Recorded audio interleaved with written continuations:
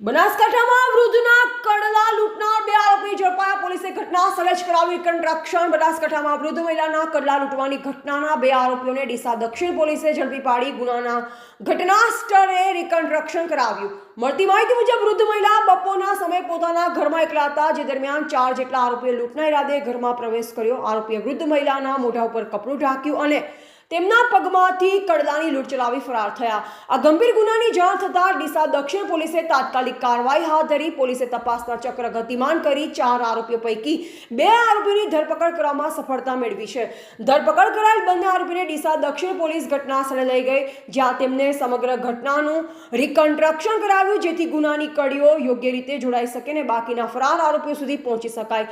પોલીસે પકડાયેલ બંને આરોપીઓ વિરુદ્ધ કાયદેસરની કાર્યવાહી હાથ ધરી છે અને અન્ય 2 ફરાર આરોપીને ઝડપી પાડવા માટે વધુ તપાસ હાથ ધરી.